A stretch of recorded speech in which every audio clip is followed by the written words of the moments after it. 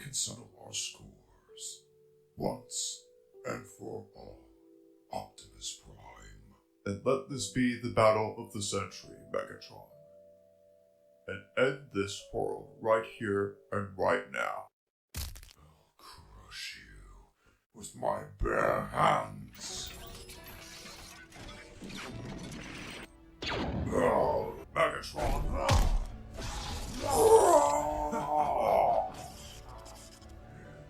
Come, Prime.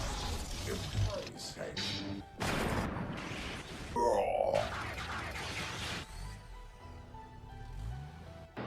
Come, Prime. Getting too old?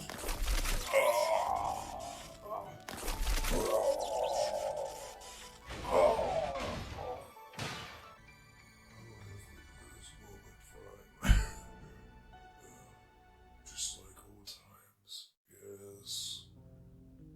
Admit it, you enjoyed beating the shit out of me more than protecting Cybertron.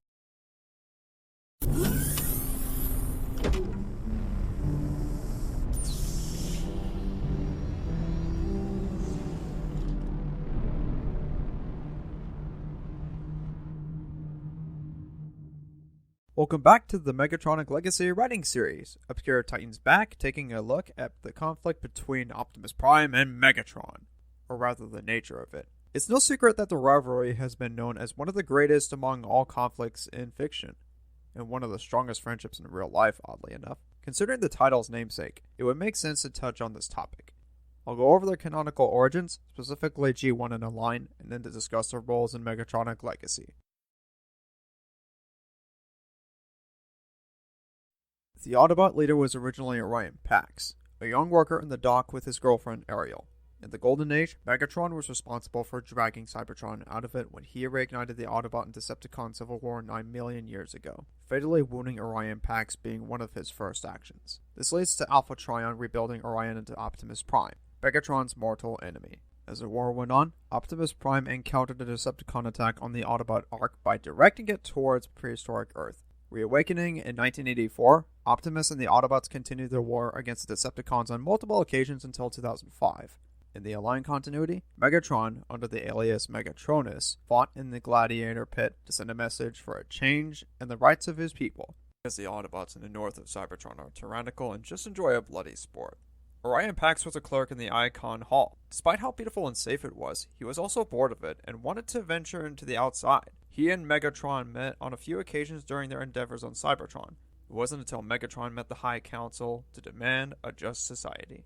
Megatron had worked so hard to earn his right to the Matrix, and yet Orion, with his peaceful talk, resulted the latter earning it instead. Megatron began his war against the Autobots and used Dark Energon, poisoning Cybertron in the process. Something that's noteworthy in this conflict between Optimus and Megatron is their approach to fighting for the rights of their people. Optimus resembles compassion, while Megatron is aggression.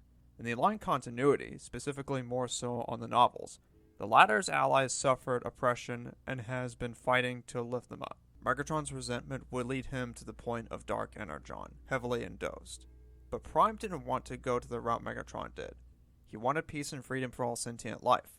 You might say that revolution is bad, but look back at some of the historical events where totalitarian regimes get overthrown when people get really taxed heavily, their rights trampled, having private ownership seized, and such. In the beginning of time, Cybertron and all the planets were made. Following Unicron's downfall and slumber, Primus's life force, Light Energon, creates the Cybertronians. More convoys would appear in his presence and thus represent the Holy One. There are also powerful Cybertronians who aren't necessarily convoys, but have a respectable reputation as guardians or servants of high-ranking angel robots. On one occasion prior to another heavenly war in 2000 BC, Optimus becomes a convoy, and is granted a guardian named Lucitronus, a giant tank Cybertronian tasked to watch over Optimus Convoy and is safeguarding the Matrix of leadership. It's implied that they've been friends at one point throughout their lifetimes. Originally named Orion Pax, he was an ordinary Cybertronian angel. His former occupation was a chronicler for angelic history, keeping records of events in heaven. As his life continued, Orion strived for a simpler life,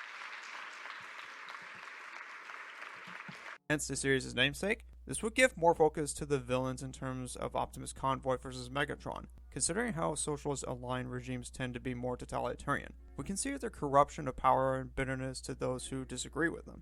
However, we could see that side of the mindset where they're trying to care for others for the wrong reasons. Following Megatron's convoy's fall from grace, Orion Pax, originally a Cybertronian chronicler, was chosen to be the wielder of the Matrix of Leadership. Alongside him, as his guardian, Lusitronus watches over the little Cybertronian bot to ensure his duty as the convoy of Primus is fulfilled. But over time, Lusitronus grew more envious of his friend's blessing and would want a taste of the same thing. His desire continued to taint his mind and eventually thrives for a rebellion should he be denied of it. This led to a fallout and rebellion in heaven, which would prove to be Megatron's greatest downfall. But before World War II commences, the Decepticon leader found a way to escape Yalharax and make his move to turn Earth into his Decepticon socialist regime. Optimus Convoy was the only Autobot to come to Earth and save it from his former friend's reign. Instead of wanting to kill him, he only wants to save his friend from a dark path he entered. Sadly, Megatron's desire for power only keeps hurting his angelic friend even more. Flan and Buzz defeat the Decepticon leader with the Matrix, and even though it led to Megatron's demise, Optimus joins in the process and dies alongside him. Even in death together, it would at least ease his pain for a long time. Despite Megatron's demise, his influence would come to others who will follow the same thing as he has. The same as Optimus Convoy.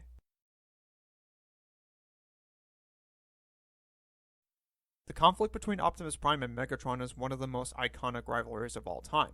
The G1 cartoon proves it. They're essentially the Ronald Reagan and Joseph Stalin of Transformers.